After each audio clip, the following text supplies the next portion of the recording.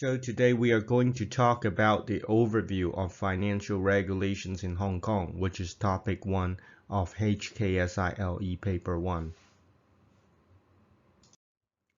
So before we start, we have to discuss what is the financial market.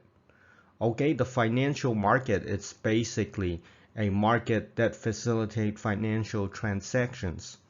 So what exactly are financial transactions? Are there some examples we can offer? Okay, so basically when you do not have the money, you need to raise money. Fundraising or borrowing is one of the major functions of the financial markets. And because there's borrowing, there's definitely lending, also classified as investment. In principle, most investments are lending, okay? Most investments are basically lending and providing capital to another person, okay? There's also risk management, price formulation, realization of investment, that is selling and liquidation of investment, hedging, safekeeping, security, speculation, and insurance, okay? It might sound very alien and foreign to you, but these concepts are very important in their names. You do not need to know what they are in the context of this exam, but all you need to know are the title, their names. That's it. That's it for the exam. No unnecessary learning. That's the game, okay? So based on the functions of the financial markets, what kinds of services and products do the financial markets provide? Well, the name of the exam is licensing for securities and futures intermediaries, right? So of course, securities products and futures contracts products are the key products and services offered by the financial markets. Foreign exchange is one of them. Investment advisory, corporate finance, that is raising capital for corporates, underwriting, merger and acquisition, investment management, investment banking, commercial banking, lending, borrowing, and insurance are all very important products and services that the financial markets provide. Once again, all you need to know are the names, the titles, because we will go through them one by one later on in other topics. So why do the financial markets in Hong Kong need regulations? Basically, there are three main reasons, okay? One of them being the increasing complexity of financial products and services. As you can see on the news, there are a lot of derivative products, financial products, securities products. There are actually more and more products coming out each year, and it's increasingly complex and increasingly blood-sucking in general. So because financial products are becoming more complex, you need to have new regulations to fulfill the need of regulating these financial products. Okay? And based on the development in mainland China and the rest of the world, there's massive growth of wealth. And since there's a massive growth of wealth, there's also a massive growth in the flow of wealth. Okay? So with more wealth, you need more regulation and protection. And because you need more protection, you need more rules. Okay? And the growth of bad practices. Okay? In general, bad practices makes money more easily and more available to most practitioners. And as a practitioner, between moral and money, basically you would choose money. Come on, no joke, right? You want to make money, that's why you join the industry. Because of that, there's a growth of bad practices from the standpoint of the regulator. Okay, so the bad practices are growing. You need to control these bad practices. That's why you need new regulations to improve and smoothen the process so it appears to the general public that it is controlled, protected, and regulated. Okay, just for the show and tell. Okay. So are the financial markets in Hong Kong free? We always call Hong Kong a free economy. Is it really free? Well, based on the protests We all know it's not, but well, let's not go into that. Well, basically, Hong Kong embodies a mixture of regulated market and free market economy. That means it's not completely free. There's a degree of control by the regulators, by laws, by the government. There's a certain degree of control. With a certain degree of control, obviously it comes with a certain degree of corruption. But once again, we want to speak nice things about Hong Kong. Let's not go into that, okay? Hong Kong is basically a mixture of regulated market and free market, okay? It's not completely free, nor is it completely regulated. That's what you need to know, okay? So how do the financial regulators in Hong Kong regulate the financial markets? Okay, basically as a civil servant, all you want to do is to sit at the office, enjoy the aircon and read newspaper. No one wants to do any work, right? It's normal for everyone not to want to do anything. I don't want to do housework. But do I have a choice? No, you don't, right? It's given, okay? You take a salary payment, you have to pretend to do some work, okay? So in Hong Kong, how do they pretend? What do they pretend to do, okay?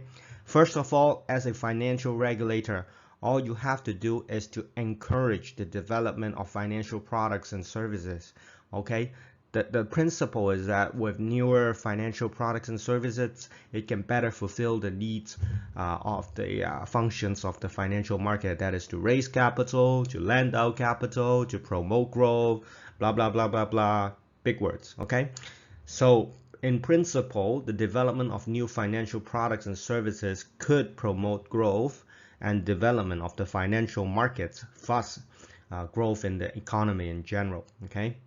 And second of all, as a regulator, all you do is to regulate practitioners and products and services, right? So at the same time, they also expect regulators to assist in improving the standards of practitioners. That means to improve the behavior and well-being of practitioners, okay? Once again, you see the word here is assist.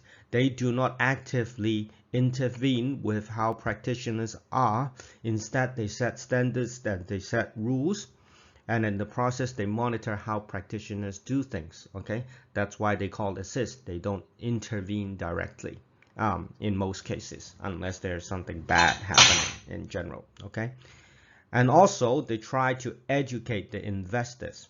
By educate, I want to say brainwash, but let's not go into that, okay? To educate the investor basically means that to make the investor feel that they are informed, they are educated, they are smart. If the investor themselves thinks that they are smart, basically if they have investment losses or if they are bloodsucked by another practitioner, they have no excuse. They think it's all their fault, not the regulator's fault. That's all you want as a regulator. You don't want no trouble from investor. You don't want no trouble from anyone. All you care about is not doing any work, right? I'm just kidding, okay? That's your call, not mine, okay? So what are the common objectives of financial regulators in Hong Kong? Okay, once again, let me tell you, the common goals or common objective of financial regulators, of course, is to regulate the financial markets in Hong Kong. Okay, and once again, as I said, as a civil servant, as a bureaucrat, do you want a lot of work? No, you won't. It's normal, it's human, okay? So all they want is to implement necessary regulations. That is not too many, not too much, but also not too few, to uphold this Hong Kong status as a financial center. So basically, maintain necessary regulations, not too many, not too few, to uphold Hong Kong status as a financial center. Okay? And to pretend that Hong Kong is a fair, effective, and user-friendly market. Okay? We all know it's not, but let's pretend it is, to maintain a fair, effective, and user-friendly market. Okay? Clear, comprehensive, and fair ordinances, steady operation and technical infrastructure of clearing and settlement, and adopt measures to help boost the confidence of international and local financial markets. Okay? All you have to know are these are like big words, okay? Gibberish. But that's not important. Remember, financial regulators in Hong Kong have common goals and objectives. These goals and objectives are something that they are trying to reach in the future. We have not reached that point. That's why they are called goals and objectives. We are approaching goals and objectives. We're going there, but we have not yet reached that stage. Okay, so Hong Kong is okay, but we are looking forward for a better regulated, fair, effective, clear, comprehensive financial markets. These are all common goals and objectives shared by every regulator, financial regulators in Hong Kong, like the SFC, HKMA, these organizations. They are common objectives shared by everyone. Okay, big words. So next in line, we are going to talk about disclosure-based and merit-based systems. Okay, in Hong Kong, when we regulate financial markets, we used two different approaches in regulating the markets. The first one is what we called a disclosure-based system. Okay, basically this system is to protect investors. Okay, how do they protect investors? By using a disclosure-based system. A disclosure-based system basically requires a detailed disclosure for all investment instruments and products and services. Basically, it's like a food label. Basically, investment products in Hong Kong need to list out all their shortcomings. For example, sugar content, fat content, basically all the bad characteristics of an investment product. So by listing out all their shortcomings or their cons, basically the regulators want to promote the image that the investor is well informed.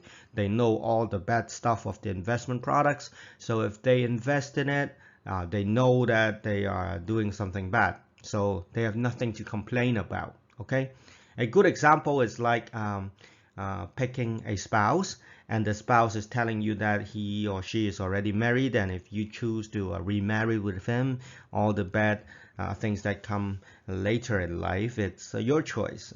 You have no one to blame. Okay, a good example of disclosure-based system is the new companies ordinance, because as a new company formed in Hong Kong, you have to list all your management, all your shareholders, all that information. So by listing out all information, it is given that the investor who invests in these companies, these products, are well informed, which means you have no excuse. It's your choice. Even if it sucks, it's your choice. You cannot blame anyone. Okay? And for merit-based system, basically it's the regulator who ruled out and sift out bad investment products and services, so that investors do not have a choice. All they can pick are quality controlled stuff.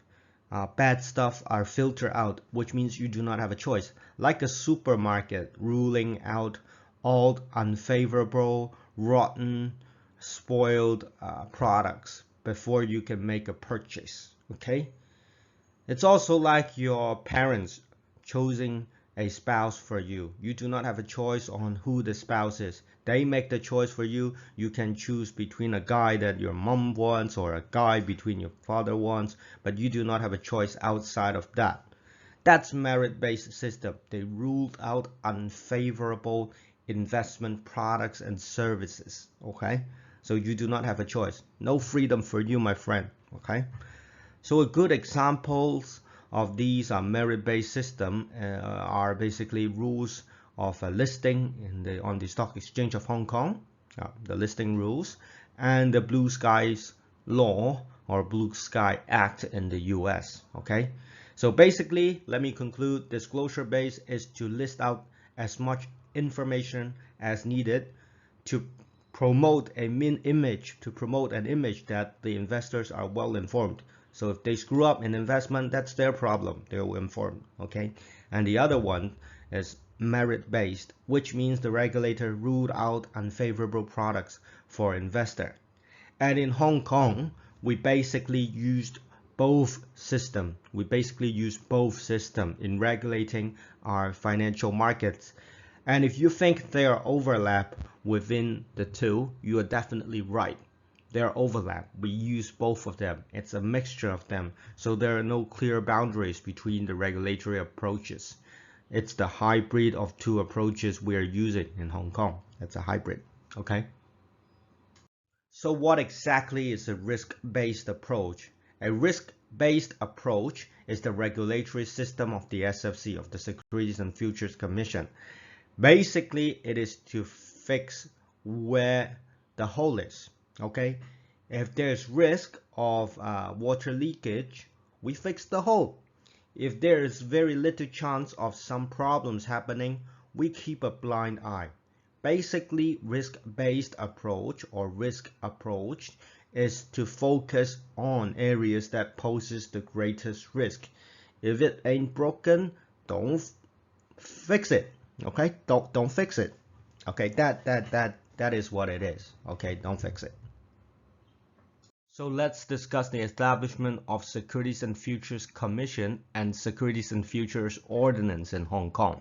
Okay, before 1987, there was no Securities and Futures Commission and no Securities Futures Ordinance for say in Hong Kong. There are only different set of rules that govern securities and futures market, but they are not a centralized ordinance before 1987. So what exactly happened in 1987? As you all know, well, probably some of you won't, too young to remember.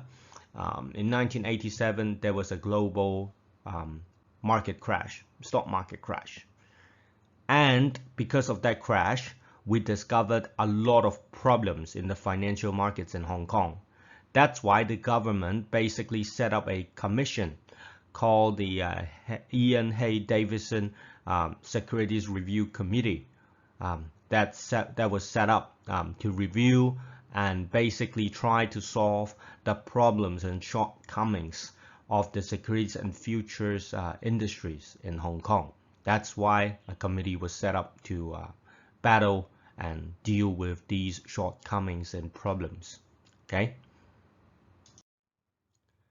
So basically, this white Caucasian dude come up with a few standpoints, a few suggestions on how to improve the financial markets in Hong Kong. As you can see on the right, that's Ian Hey Davidson. He's almost 19 years old right now, but that's out of the question. Okay, so basically, what did this Ian Hey Davidson Committee suggest? So basically, they suggest a confined balance system, a controlled system where the regulator is independent of the Hong Kong Exchange and Clearing Limited. Because before 1987, the securities and futures market in Hong Kong, there was no regulator. The exchange, which is a commercial company, a business that is profit making, was basically the regulator, because there was no regulator other than that. Okay, and because of that, there's a lot of corruption within the exchange and clearing company. Okay, so basically Ian Hey Davidson say, hey, why don't we set up an independent Securities and Futures Commission, so that if there are bribery, it comes to us, not the exchange company. Okay, that's a joke. If you don't get it, it's your problem. Okay, so basically what they're saying is that the regulator is independent of the government, independent of the exchange, so that the powers are dispersed and keep in control. Okay, that was the idea. Okay, and then he also just suggested that the independent regulator should be chaired and should be including some practitioner that are in the industry. We call that a practitioner-based regulatory system. That is to include financial practitioners in the regulations and management of the financial markets in Hong Kong. Because if you hire just a regular civil servant, he or she might not know how to regulate financial markets. What do they know? Okay, So basically, as a cop, you keep some practitioner, you keep some gangster on your payroll so that you know all the joints are. So you know when to bust them, when to show that you are doing some great work. That's a practitioner-based system, to keep practitioners on your payroll, to keep gangsters on your payroll so you know how to regulate crime and vices. That's the principle, that's the idea, okay? They also encourage market participants that are practitioner gangsters to join the exchange and clearing houses, so that the exchange and clearing houses are basically split up into different gangs, different parties of interest, so that it is well maintained, well balanced by different stakeholders. Well, that's my read, but basically they encourage market participants to join clearing houses and exchanges, okay? And last but not least, what they try to do is to maintain a market that is stable, smooth, orderly, fair, without manipulation and fraud, and has all adequate protection for all investors. That was the idea, okay? So Ian Hey Davidson basically wants to set up a regulatory system that is independent of the government and the exchange, that is practitioner based. That means including a lot of market practitioners, and the objective is to maintain a stable, smooth, fair and orderly market that is free of manipulations and fraud. Okay, that's the idea of Ian Hey Davidson Committee back in 1987. Okay, so you need to know that the chief executive of the HKSAR appoints the chairman of the SFC, that is the Securities and Futures Commission, the vice chairman, chief executive officers, and directors of the SFC. That's all you need to know. So what power does the chief executive have to the SFC other than appointing people? Okay, basically the chief executive of Hong Kong can give written instructions and written directions to the SFC for the SFC to do its work. Basically give instructions, give orders. And also the CE, the chief executive, can examine and approve the budget of the SFC. The budget is basically how much money they can spend. He or she, well, right now it's a she, and can examine and approve the budget of the SFC. And then once he approves the budget, it is submitted to the Legislative Council, the LegCo, of the HKSI by the Financial Secretary. Okay, and basically all you can say is that the chief executive can provide instruction and preparatory work of the SFC. He or she is not very administrative in his role with regards to the SFC. Okay. How about the financial secretary? What kind of powers does the financial secretary have to the SFC?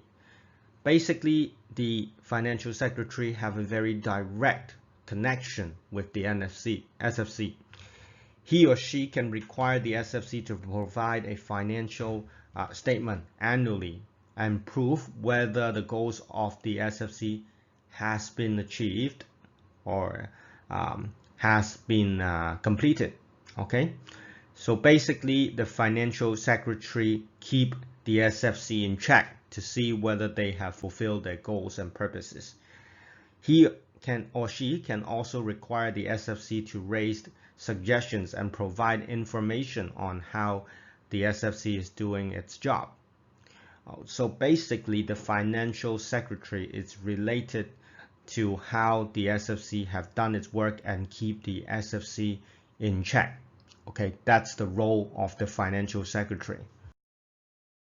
So what about the HKMA, the Hong Kong Monetary Authority? Okay, basically the Hong Kong Monetary Authority is the central bank of Hong Kong, although we don't have a monetary policy per se. So since it's a central bank, the function of the Hong Kong Monetary Authority, the HKMA, is to maintain the monetary stability of the Hong Kong dollar. Okay. In addition to that, As a regulator, the HKMA also oversees the safety and stability of the banking system in Hong Kong. Basically, it manages and supervises, monitors, and regulates banks in Hong Kong. Okay. It also manages the exchange fund and the monetary policy of Hong Kong. That's the role and functions of the HKMA, Hong Kong Monetary Authority. Okay. So the next in line, we are going to talk about the license application differences between licensed corporation and registered institutions. It may sound foreign to you. What exactly is a licensed corporation and what exactly is a registered institution? Sounds very foreign, okay? Let me give you an example, and you will learn all the tricks in this system. Okay, let's suppose you want to start a brokerage house in Hong Kong. You want to start a business that deals with securities and futures products for clients, okay? Since you are doing a regulated activity, we are going to talk about regulated activity later on. Let's suppose all you know about regulated activity is that it is buying and selling futures for a client. If you want to start a business doing that, you need a license by the SFC, okay? So what you do is you submit a license application form to the Securities and Futures Commission, the SFC, and once the SFC approves and vets your application, you will be licensed by the SFC, and after you are licensed, you will be supervised, regulated, and monitored by the SFC. As plain as that, okay? That's a licensed corporation. That is, you have you have completed your license application as a licensed corporation, okay? So what exactly is a registered institution then? Why is it different from a licensed corporation? Well, in Hong Kong, we have a very strange system, very strange. That is, the retail banks that serves retail customer can also provide securities and futures services, okay? That is, the banks are in direct competition with other securities and futures services or products provider like brokerage houses and investment firms. Banks are direct competitors of these licensed corporations, okay? But since banks in general, as we mentioned earlier, are monitored, regulated, and supervised by the HKMA, right?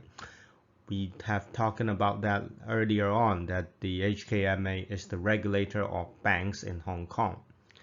So since that is the case, when a bank in Hong Kong wishes to provide securities and futures services to customers, it needed to get a registration instead of a license. So how do they apply for a registration? They basically submit the license application to the HKMA. Remember, the HKMA, not the SFC for banks, okay? So once the HKMA receives a form from the registered institution, that is the bank, it will basically approve and vet the application and then pass it on to the SFC for registration. And the SFC will handle the registration for registered institution. Once the bank is registered as a registered institution, basically it means that they can provide securities and futures products and services to retail individuals, to customers in general, okay? And since banks are normally regulated by the HKMA, having a registration for securities and futures product do not, and will not change the regulator of banks. It will still be the HKMA, okay? So we are going to talk about the main duties and powers of the insurance authority. Well, up until 2019, the September of 2019, insurance in Hong Kong is a wild west. because the insurance authority itself does not directly regulate insurance agents and insurance brokers. They rely on self-regulations of insurance agents and insurance brokers. Okay, basically the insurance authority accredits and supervise insurers that are the companies that write insurance policies. For example, Manulife, Prudential, China Life, that kind of companies that write insurance policies. Okay, and the insurance authority up until September 2019 supervise insurance agents and insurance brokers through professional bodies. The insurance authority until September 2019 does not directly supervise, regulate, and monitor insurance sales agents and brokers and encourage self-regulatory and self-discipline within the industry. Well, kind of like an anarchy. That's why insurance is profitable. Insurance rocks in Hong Kong. Okay? And from September 2019, the insurance authority will directly regulate, supervise, and monitor insurance agents and brokers. So what exactly are insurance brokers and agents? What are the differences? First of all, we have to know what an insurance broker is. Insurance broker, well, an insurance broker or insurance brokers are basically purchasers of insurance. He or she represents the interest of the customer who is buying insurance. The duties and role of an insurance broker is to find the best deal for the customer who is buying insurance, to find the policy that fits the interest of the customer, the proposer, the person who is buying insurance. The customer who buys insurance is his or her boss, is the broker's boss, in theory. Okay, so since the insurance broker is sourcing for different deals, he might buy products for the customer from multiple companies. Okay, he might offer the customer a product from Manulife, a product from China Life, a product from AIA, a product from Prudential. Okay, so he can buy and source products for the customers from different insurance companies. Okay, an example of an insurance broker can be Convoy, Everbright, Sun Hong Kai. These kind of companies are basically insurance brokers. And up until September 2019, these insurance brokers are basically supervised and monitored by two insurance broker bodies in Hong Kong, either the Hong Kong Confederation of Insurance Brokers, we call them CIB, or the Professional Insurance Brokers Association, abbreviated as PIBA. Okay, and after September 2019, insurance brokers will be directly supervised, monitored, and regulated by the insurance authority. Okay. And for insurance agents, what is the difference between insurance agents and insurance broker? Good question.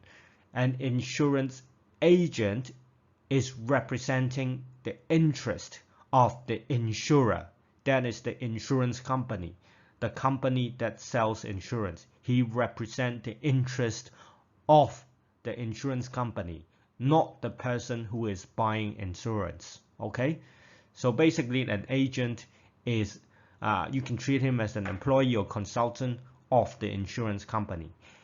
It's very likely that an insurance agent only represents the interest of one insurance company and sells products from one insurance company. For example, Manulife, Prudential.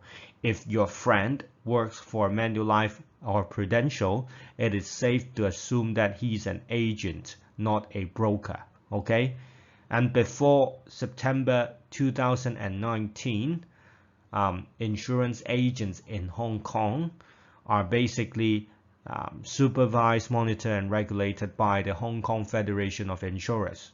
Okay, and after September 2019, insurance agents in Hong Kong will be regulated, supervised, and monitored by the insurance authority directly. Okay. So what is the relationship between the SFC and the insurance industry? Okay.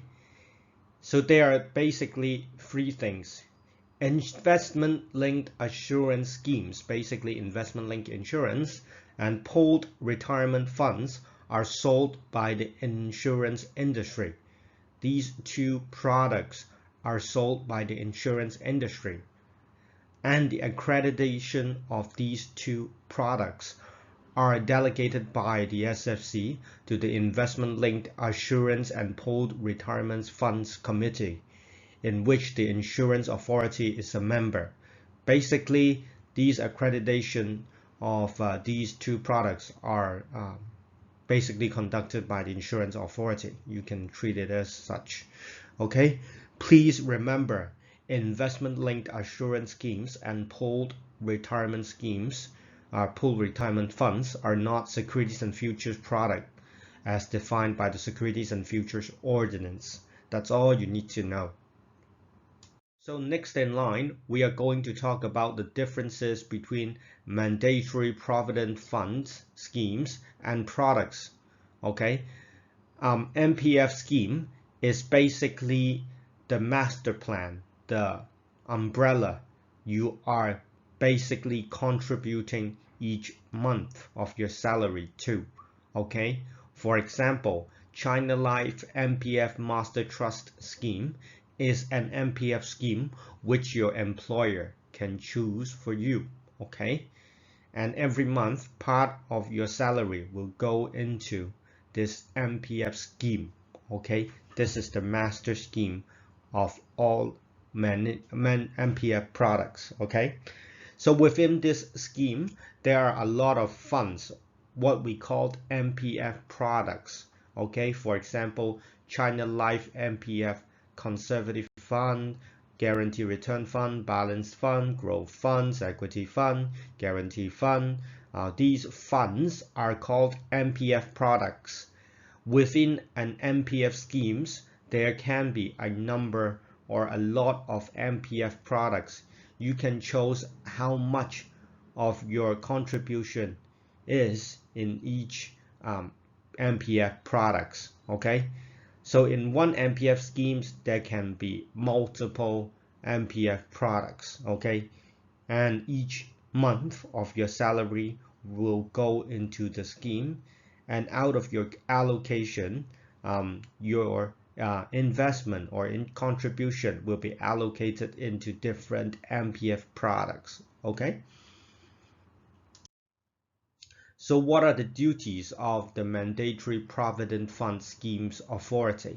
Okay, as we mentioned earlier, there's a difference between MPF schemes and MPF fund products. Okay, and the role of the MPFA is to register MPF scheme, that is the master scheme of all MPF products, MPF funds.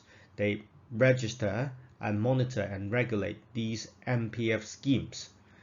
MPFA also approve pooled investment funds.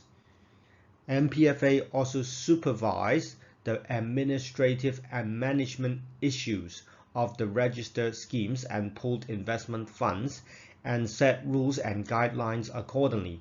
Basically, the MPFA is more concerned with the MPF scheme itself and the administrative duties of the MPF schemes. It also monitors continuously the compliance of MPF products, that is the MPF funds, with the Mandatory Provident Fund Schemes Ordinance. It also investigates and examines the trustee for alleged conduct in violation of provisions of the Mandatory Provident Fund Schemes Ordinance and regulated affairs and activities of the trustees under examination. It also handles complaints related to MPF products and approved trustees. Okay, so basically MPFA are responsible for issues relating to MPF schemes, pooled investment funds, and it can investigate and examine the trustee of the MPF schemes and MPF products. Okay, so what is the linkage, the relationship between MPFA and the SFC?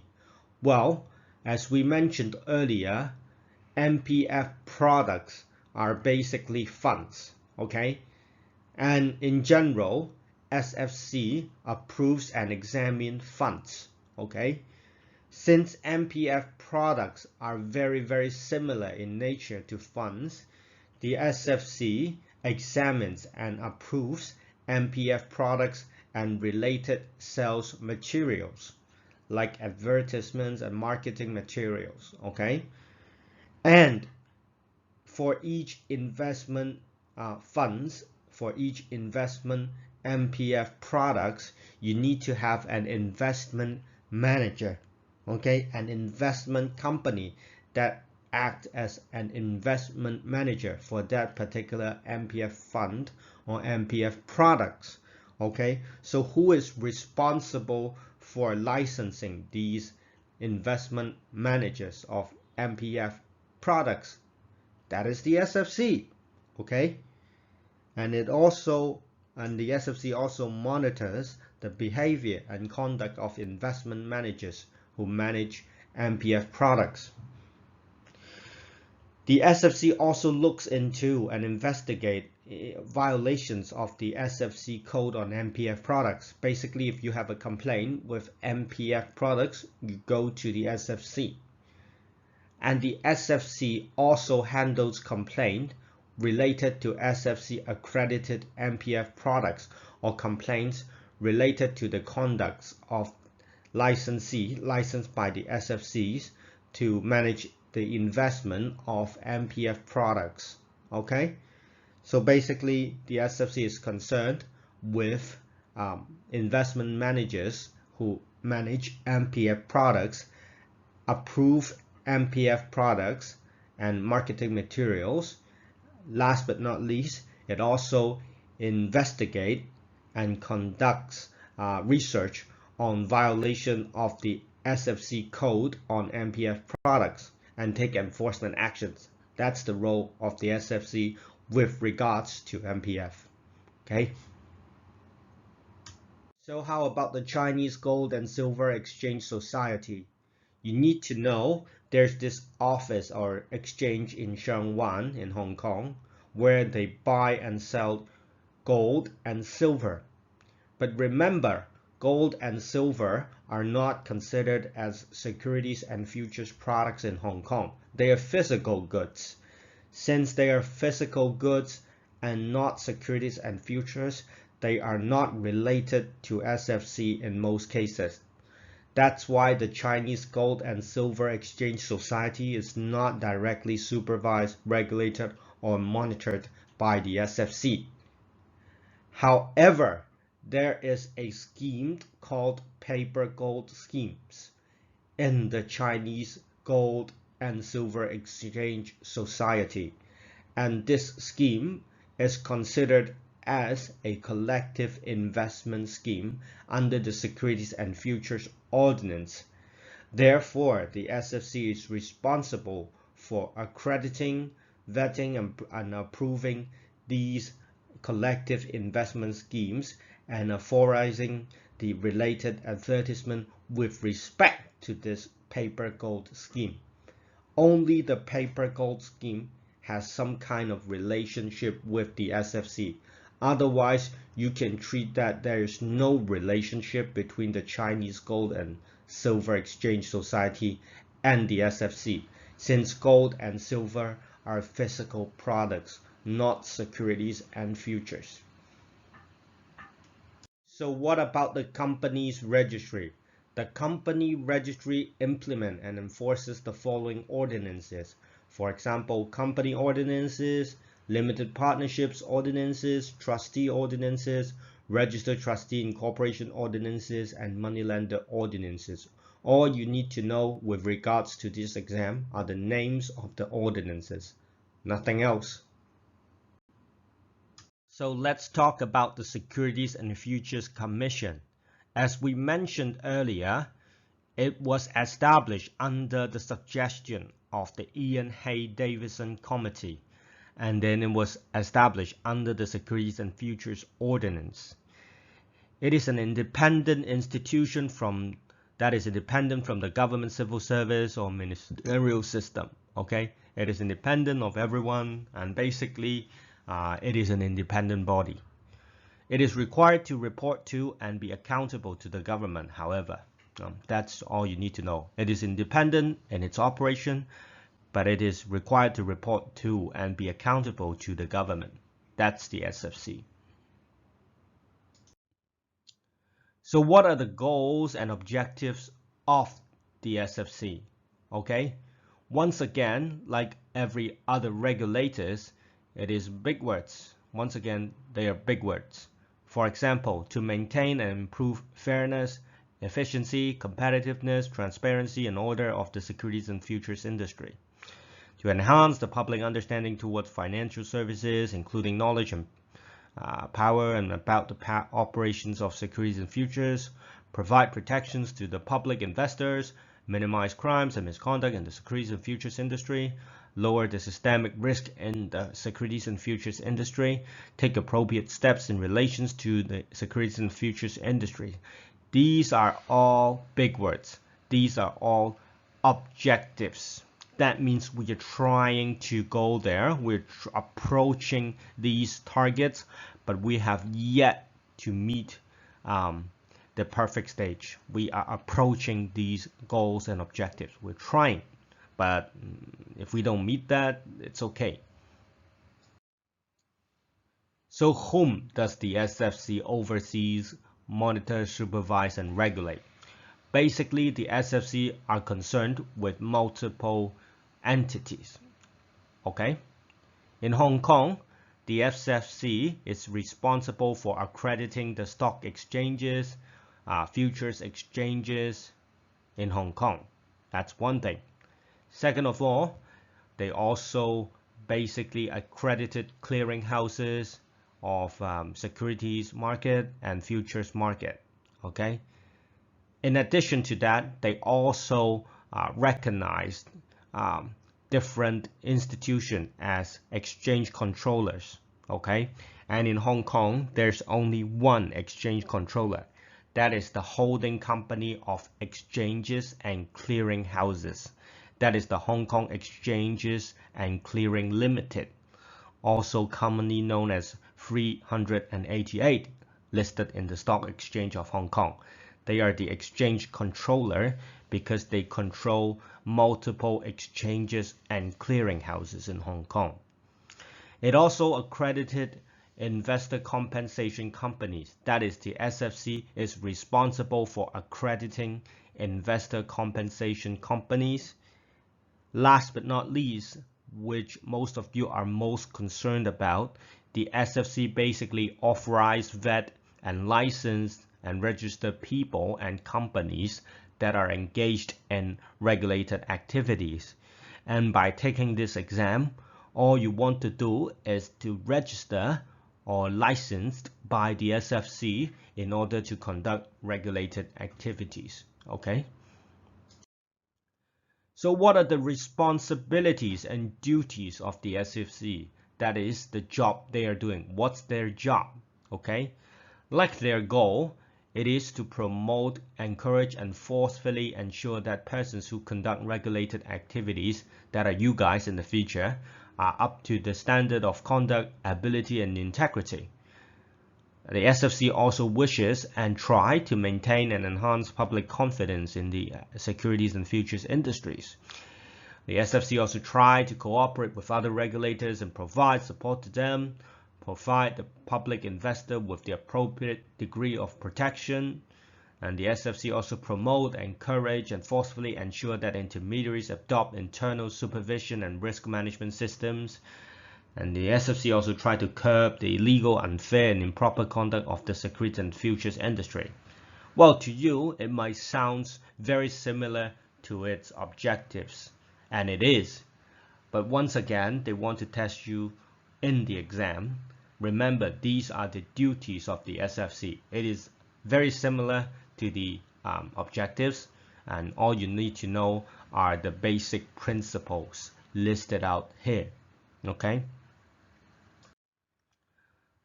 So once again, the SFC also wishes to promote educations to investors and to enhance investors' knowledge about investment products and investor understanding of the importance of making investment decisions with information, and increase the investor understanding of the benefits of purchasing different types of financial services through regulated persons. Once again, to promote understanding, so when investor screws up, they have nobody to complain to. That's most important as a civil servant or as a public official. All you want to do is to sit in your office and enjoy the sunshine and aircon, okay? We don't want to take complaints, okay? And the general responsibilities of the SFC is to maintain Hong Kong's status as an international finance center, to encourage innovation of financial products, encourage competition, and to act in an open and transparent manner, and make good use of resources.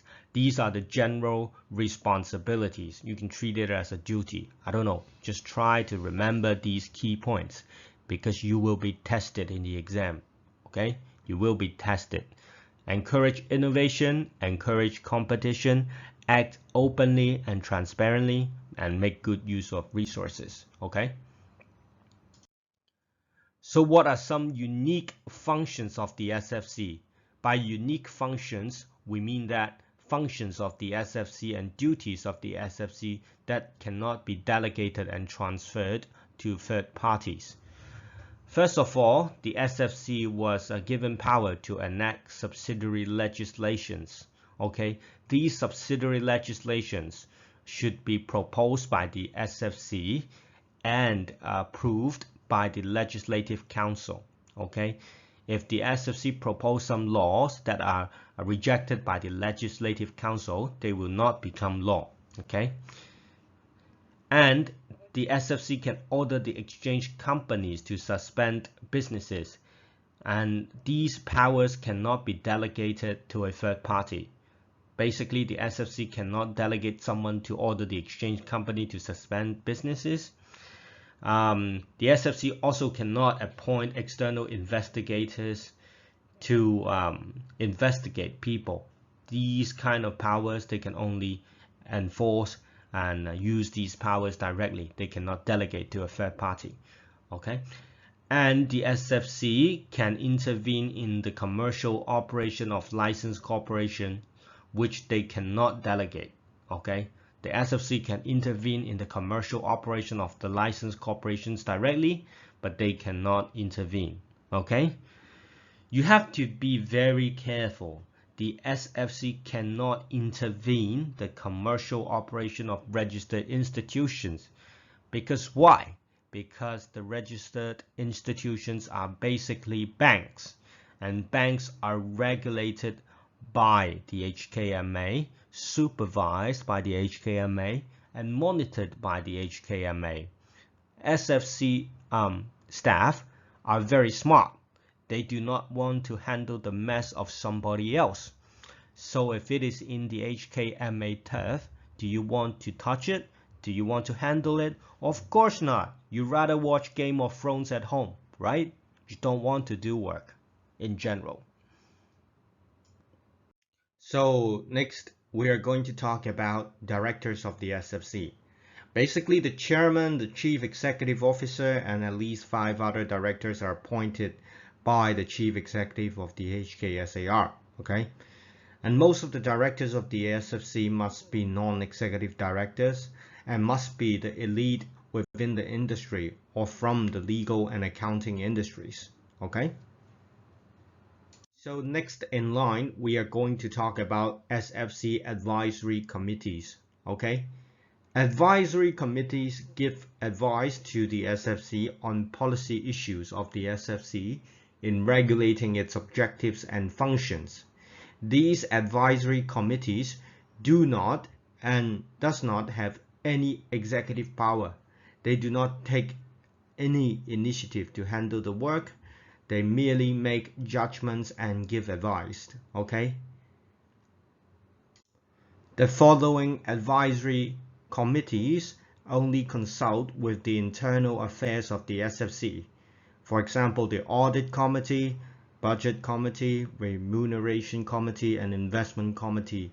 These committees only consult with the internal affairs of the SFC.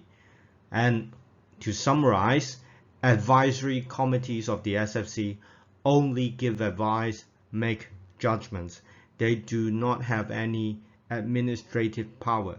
Okay, they do not do the grunt work. How about regulatory committees? Okay, regulatory committees are subordinates to the advisory committees and thus do not handle any administrative work either. Okay, they do not handle any administrative work. For example, the Takeover and Mergers Panel manages the codes on takeover and mergers and share buybacks. The Takeover Appeals Committee reviewed disciplinary rulings of the Takeover and Mergers Panel at the request of the aggravated party. The Product Advisory Committee advised on the overall market environment, industry practices, and novel product features. Okay. Securities Compensation Fund Committee administers the Unified Exchange Compensation Fund and regulated its procedures. Okay. The Academic Accreditation Advisory Committee approve industry-based courses and examination for the purpose of meeting the licensing committee competence requirements and endorse institution to be recognized institution for providing continuous professional training. Okay. Share registrars disciplinary committees hear and determine disciplinary matters relating to share registrars in the first instance. As you can see, all these regulatory committees basically make rules or make judgments or listen to appeals. They do not have any administrative power. Okay. Next in line, we are going to talk about tribunals and panels independent from and independent of the SFC. Okay. For example, the Securities and Futures Appeals Tribunal hears appeal on the decision of the SFC and on intermediary licensing and registration and other matters. Basically, they are set up to check and balance the decisions and rulings of the SFC. If you believe that you have been treated by the SFC unfairly, you can go to the Securities and Futures Appeals Tribunal. Okay? And since they are supposed to check and balance the SFC, they are independent of and independent from the SFC. Okay? Next in line is the Leveraged Foreign Exchange Trading Arbitration Tribunal. Leveraged Foreign Exchange Trading Arbitration Panel. Basically, this panel listens to arbitrators to hear disputes over leveraged foreign exchange transaction in accordance with the Securities and Futures Leveraged Foreign Exchange Transaction Arbitration Rules. Basically, they give rulings with regards to foreign exchange, leverage foreign exchange transaction disputes. Okay. Last but not least, we have the Process Review Panel. The Process Review Panel is an independent body appointed by the Chief Executive of the HKSI for reviewing and monitoring the operational procedures of the SFC and reports to the Financial Secretary and propose to the SFC with methods to improve. Basically, the Process Review Panel, it's like the Securities and Futures Appeals Tribunal. It is also a mechanism to check and balance the powers of the SFC and to give suggestions to the SFC on how to improve its procedure and operations. It's a suggestion institution, for say. Next in line, we are going to talk about operational units within the SFC. Since they are within the SFC and they are operational units, they basically have executive powers. They actively handle the administration of their respective duties. Okay? For example, for the corporate finance division, they enforce the codes on takeover and mergers and share repurchases, reviews the listing rules, and authorize prospectus and other listing matters. Okay? And for the enforcement division, they basically monitor markets to detect the impropriety, enforces the Securities and Futures Ordinance. Basically, they are the police department of the SFC. They police vices. Okay? Investment product divisions. Basically, they monitor the authorized investment products and related advertisement. If you are applying for the authorization of an investment product, this is the division you need to talk to. And next in line is the supervision of markets division. Basically, this division is the one who is responsible for supervising the exchanges, the clearing houses, exchange controller, and share registrars.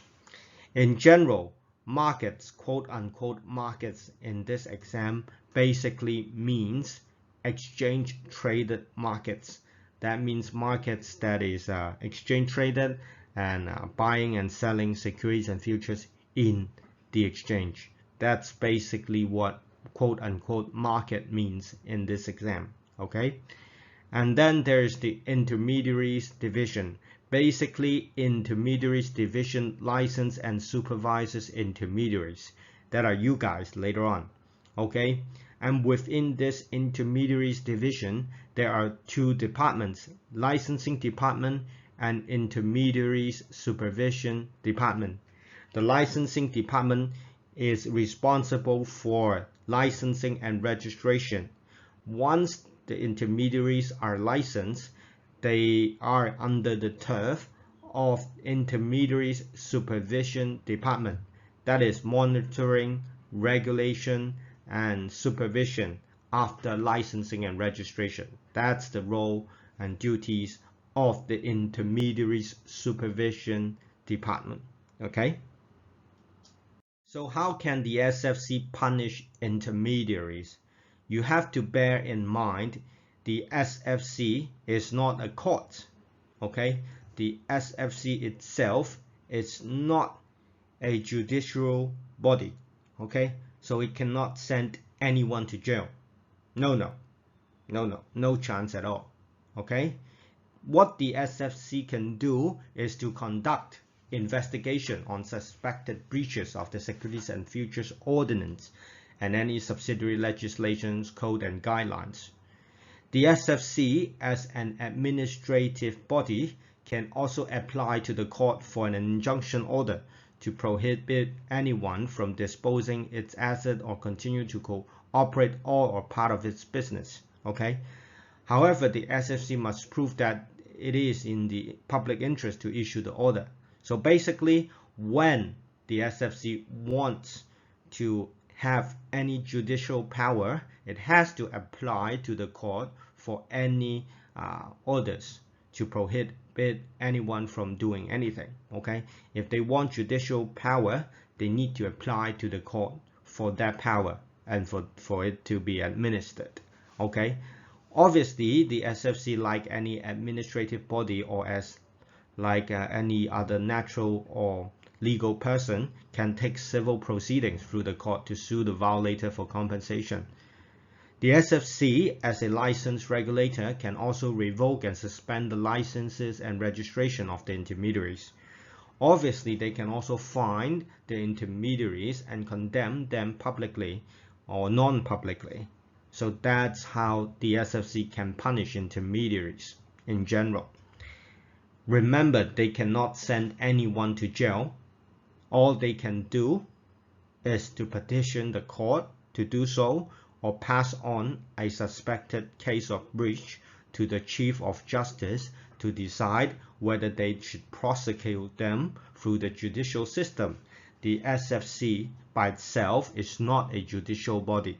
It cannot send anyone to jail directly without going through the court system. So, to whom can SFC disclose information to? The SFC can disclose information to institutions of the government, definitely, to overseas regulators, and to Hong Kong and mainland regulators. A point to be noted is that it must be in the public interest, or the disclosure may help the recipient to perform its functions without interfering or hampering public interest. Okay, so you cannot hand over information at the expense of public interest. You can, however, provide information for the sake of public interest. So next in line, we are going to talk about the International Organization of Securities Commissions. Basically, it is abbreviated as IOSCO. It is a global organization of securities regulator.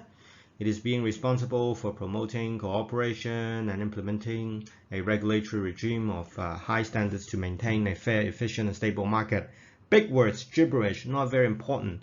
All you need to know is that the SFC is a member of this organization, and it provides mutual investigatory assistance and information sharing among global securities and futures regulators. That's it. That's it. IOSCO. SFC, a member of them. Share info with other regulators. That's it. Gibberish. Okay, next in line, we are going to talk about the Hong Kong Exchange and Clearing Limited. As I have told you earlier, the Hong Kong Exchange and Clearing Limited is an exchange controller. Most of you would have mistaken the HKEX as the stock exchange or future exchange. No, it is not. It is not a futures exchange and not a stock exchange. It is the holding company of multiple exchanges and clearing houses in Hong Kong. Since it is the holding company, it is known as the controller of the stock exchange and future exchange, and also the controller of accredited exchange and clearing houses. Okay? The exchange controller is responsible for enforcing the listing rules and ensure that the public interest is prioritized when it is in conflict with other interests. The HKEX is an exchange controller. It by itself is not an exchange and not a clearing house. Okay? Please do not mistake it as an exchange or clearing house. Okay? That is very important. 99% of candidates will get it wrong. So what are the differences between the stock exchanges and clearing houses of Hong Kong? Okay? Remember, exchanges, for example, stock exchanges, handle only the transactions and matching of the buying and selling. They only match, okay? Once it is matched, it will be passed on to the clearinghouse, who is responsible for clearing and settlement of transactions, okay? Both the exchange and the clearing houses in Hong Kong are subsidiaries of the HKEX. The parent company of all stock exchanges and clearing houses in Hong Kong is the HKEX, okay? But you might say, oh, the HKEX, number 388 in the Stock Exchange of Hong Kong is listed, right?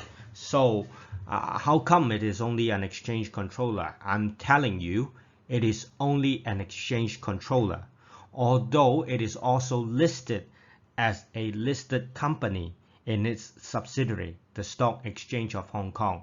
So remember, the stock exchange is called Stock Exchange of Hong Kong. It is a subsidiary of the HKEX, okay?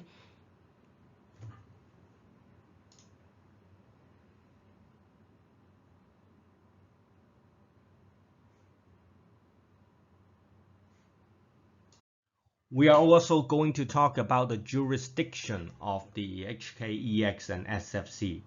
Remember, the HKEX, that is the exchange controller, is responsible for managing the business risk and the business operation of the exchanges and clearinghouses.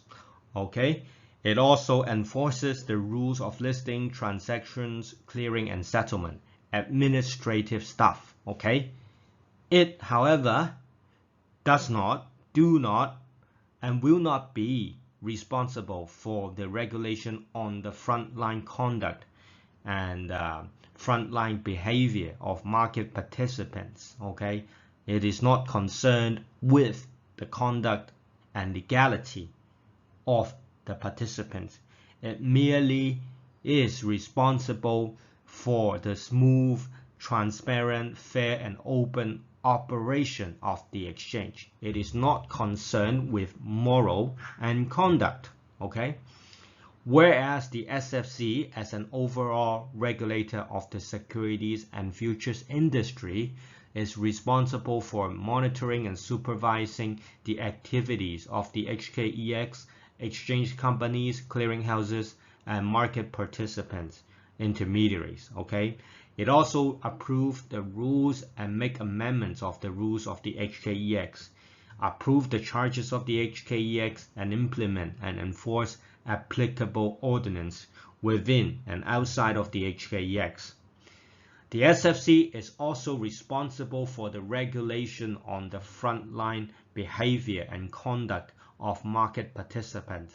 The SFC concerns over the moral and conduct and behavior of market participants as opposed to the HKEX who do not.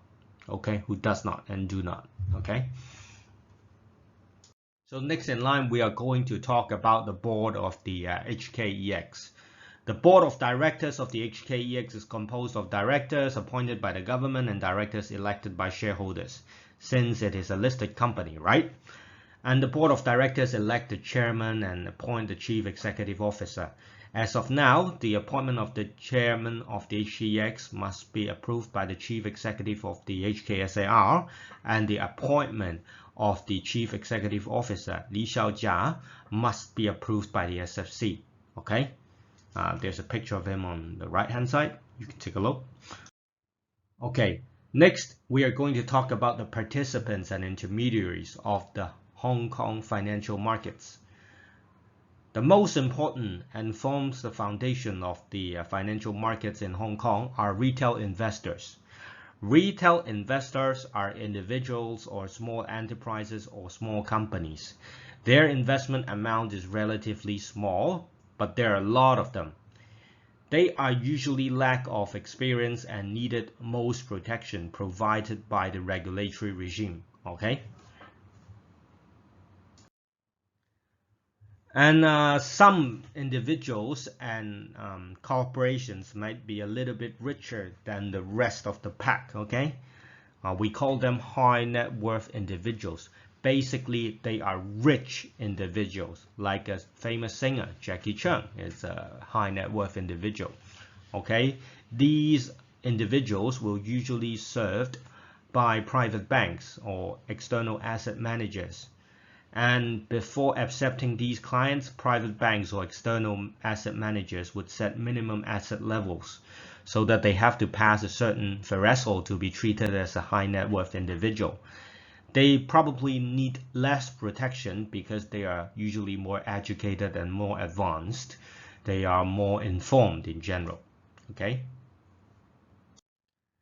Next in line, we are going to talk about institutional investor. As the name institutional suggests, they are not natural persons. They are not human beings with blood and flesh. They are a legal person. Institutional usually means they are big, well educated, with a lot of experience, and usually they have a business or are in the business of securities, futures, and investment or financial industry in general. Okay, institutional investor usually refer to the entities that make investment on behalf of others. Institutional investors include retirement funds, unit trusts, and mutual funds, insurance companies, recognized financial institutions, banks, and fund managers. Since they are educated and well-informed, they do not need too much protection. That's what institutional investors are. You can treat them as investors or financial institutions. That is what it is. Then we are going to talk about professional investors. Professional investors can be individuals or companies, and they do overlap with high net worth individual and institutional investor.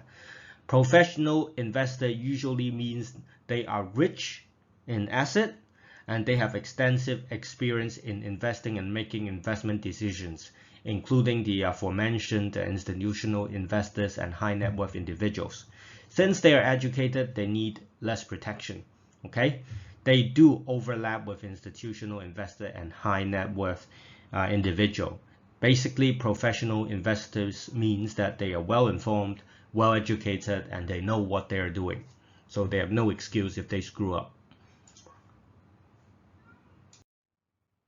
This is a very simple case of professional investor claiming that they are not and trying to make excuse. Well, in Hong Kong, we don't take excuse.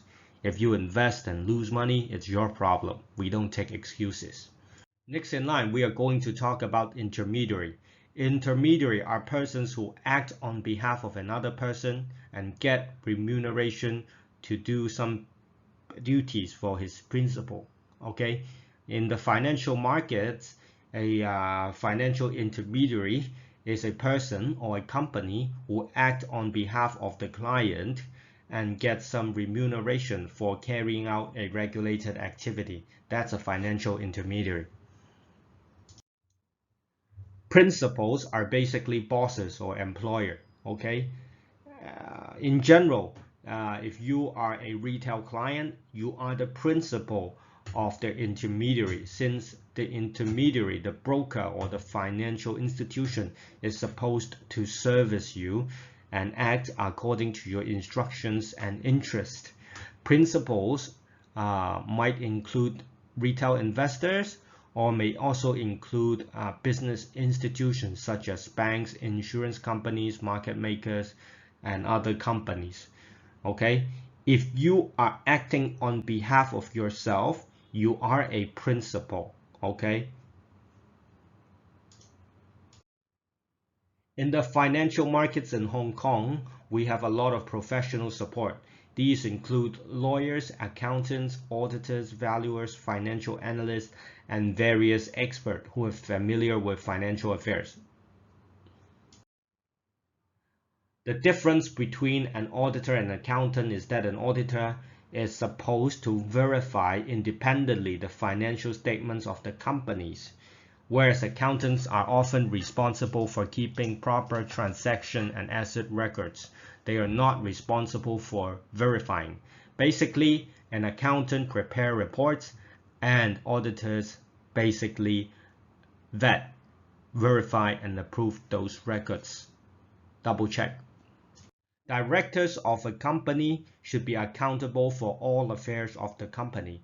He or she should be accountable for accounts of the company, and directors are also responsible for determining the accounting policy to be adopted and provide information for auditors to conduct the auditing as needed. Okay? Actuaries are independent experts in the insurance industry and in the pension sector that is socially and economically important. Actuaries are heavily relied on actuarial science, and they are very important in society in general.